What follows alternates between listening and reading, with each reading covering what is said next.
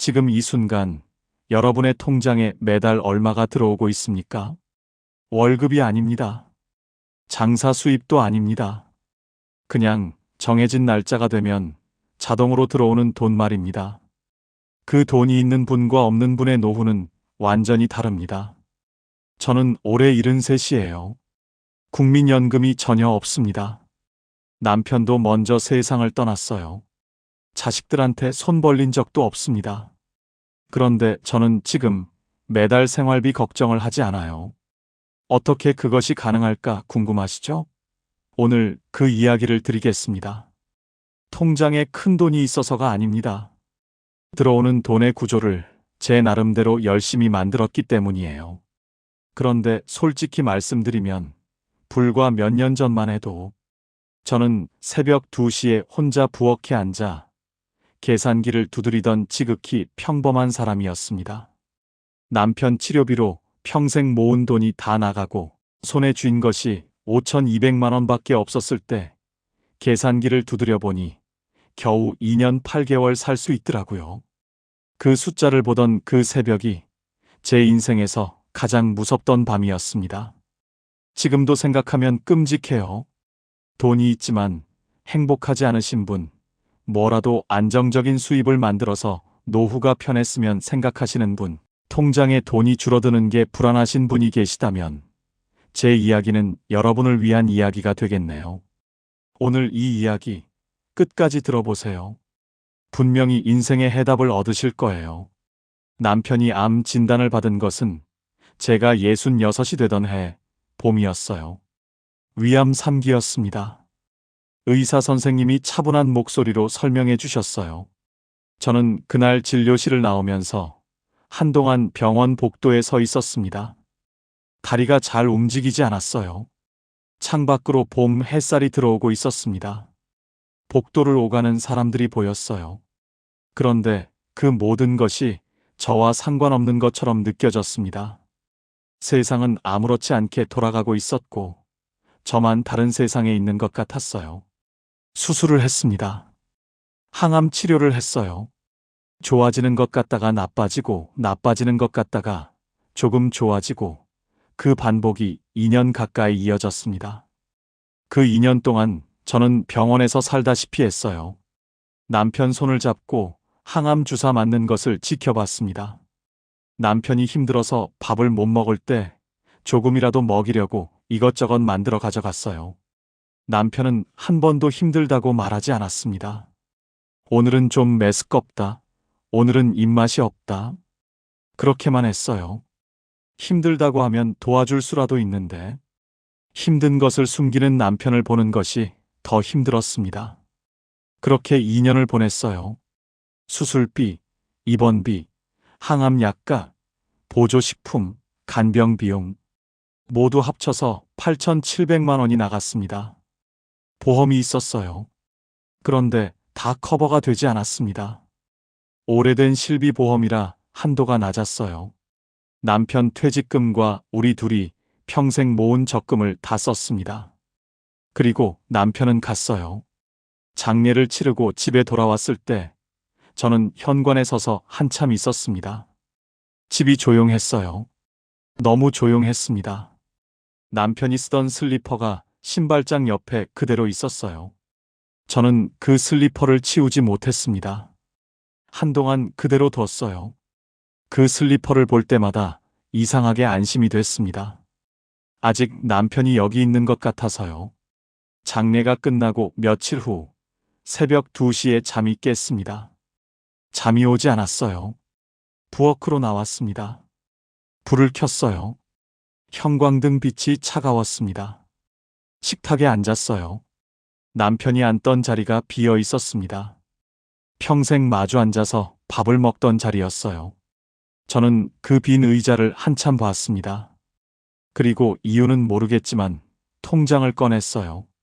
그동안 한 번도 제대로 들여다보지 않았던 통장이었습니다. 남편 치료비로 다 쓰고 남은 것이 5,200만 원이었어요. 저는 그 숫자를 한참 바라봤습니다. 그리고 식탁 서랍에서 계산기를 꺼냈어요. 한 달 생활비가 160만 원이었습니다. 식비 50만 원, 관리비와 공과금 15만 원, 의료비 20만 원, 통신비 5만 원, 교통비 10만 원, 경조사비와 기타 지출 30만 원, 예비 비용 30만 원, 5,200만 원을 160만 원으로 나눴습니다. 30이가 나왔어요. 32개월이었습니다. 2년 8개월이었어요. 저는 그 숫자를 보고 계산기를 내려놓았습니다. 새벽 2시 부엌에 혼자 앉아서 그 숫자를 바라봤어요. 창밖은 어두웠습니다. 아무 소리도 없었어요. 남편이 앉던 빈 의자가 보였습니다. 2년 8개월 후에는 어떻게 하나. 그 생각이 왔어요. 그런데 더 무서운 것이 있었습니다. 물가가 오르면 어떻게 되는가? 나이가 들수록 의료비는 더 나간다. 큰 병이 한 번 생기면 수백만 원이 한꺼번에 나갈 수 있다. 그 변수들을 다 넣으면 2년 8개월도 아닐 수 있었어요. 그 새벽에 저는 처음으로 제대로 알았습니다. 돈이 없는 게 아니었어요. 들어오는 돈이 없다는 것이 이렇게 무서운 것이었습니다.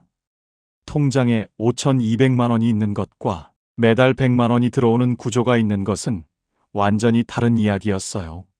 5,200만 원은 쓸수록 줄어들고 반드시 바닥이 납니다. 그런데 매달 100만 원이 들어오는 구조는 살아있는 한 계속 들어와요. 그 새벽 식탁에 오래 앉아 있었습니다.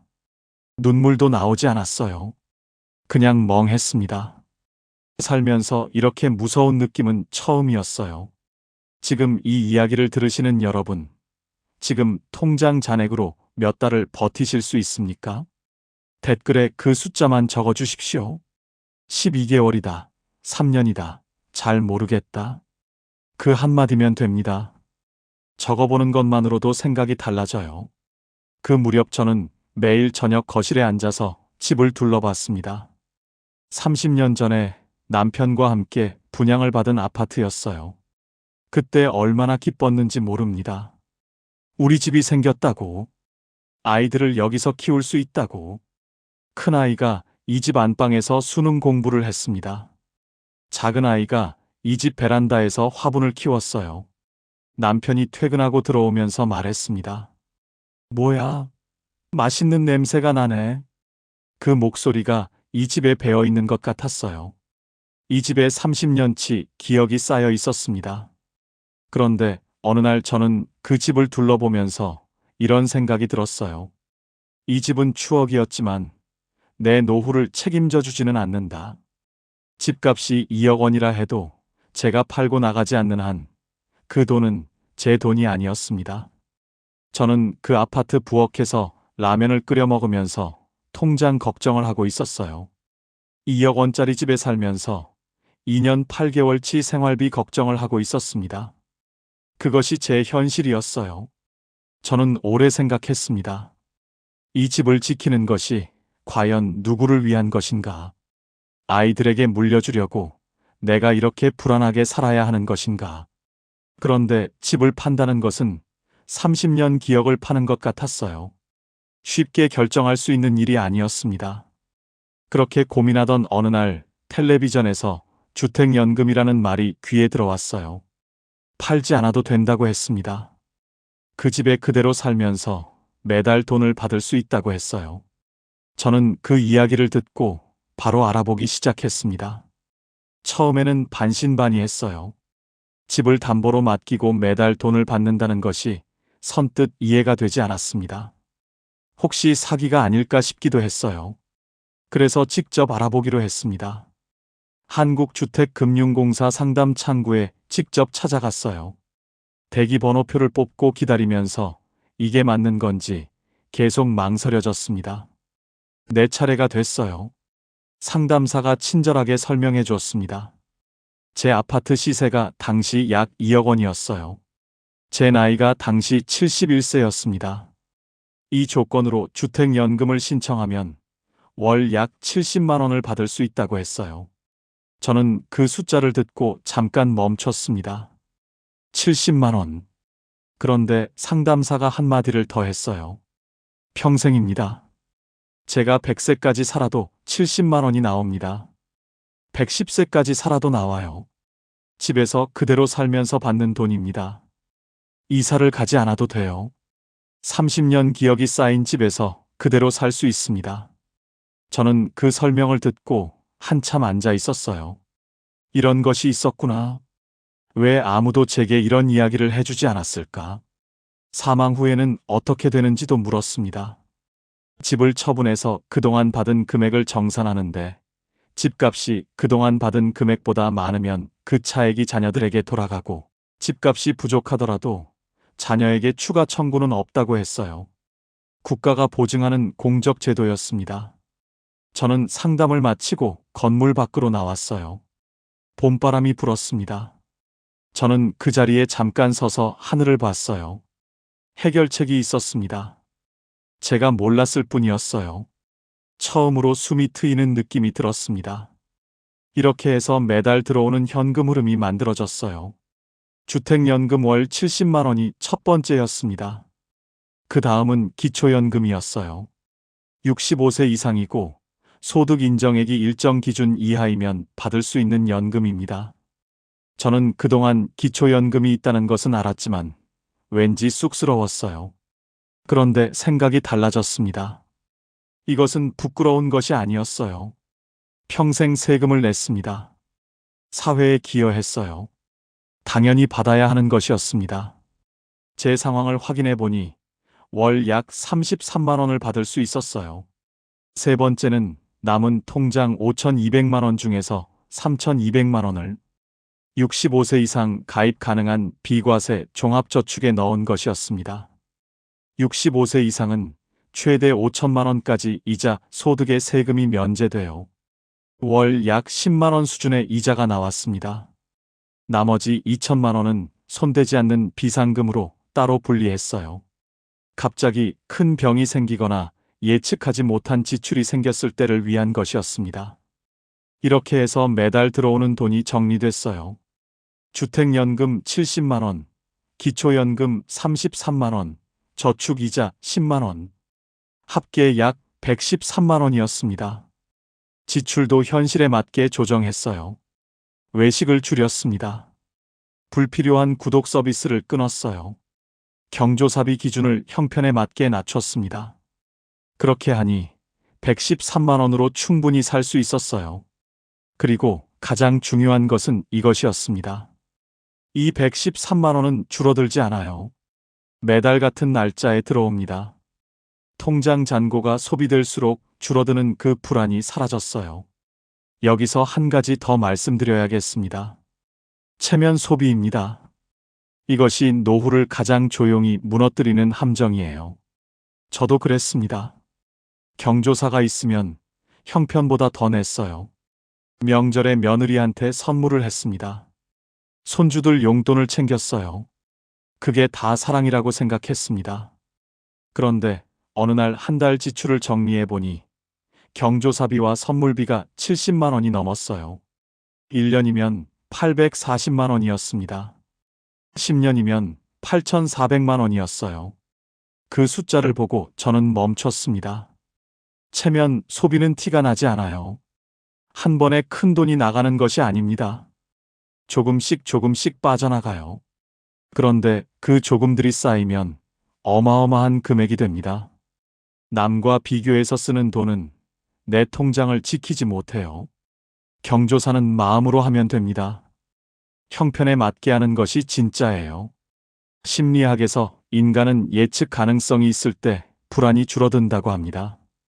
매달 일정한 돈이 들어온다는 것은 다음 달도 들어온다는 예측이 가능하다는 뜻이에요. 그 예측 가능성이 불안을 줄여줍니다. 노후의 통장은 돈을 담는 그릇이 아니라 불안을 줄이는 장치예요. 저는 그 장치를 만들었습니다. 주택연금 이야기를 자식들에게 했을 때 처음에는 걱정했어요. 큰아이가 말했습니다. 엄마, 그 집은 우리한테 남겨주려고 하셨잖아요. 저는 대답했어요. 남겨주다가 내가 쓸쓸하게 살면 그게 무슨 의미가 있니? 큰아이가 잠깐 조용했습니다. 그리고 말했어요. 엄마가 편하면 됐어요. 저는 그 말을 듣는 순간 오래 참았던 무언가가 한꺼번에 내려앉는 것 같았습니다. 눈물이 날 것 같았어요. 참았습니다. 아이도 사실 엄마가 불안하게 사는 것이 더 걱정이었던 거예요. 부모가 자립하면 자식도 편해집니다. 부모가 불안하면 자식도 불안해요. 제가 스스로 생활을 감당하게 되면서 자식과의 관계가 오히려 더 편해졌습니다. 아이들이 올 때 마음 편하게 와요.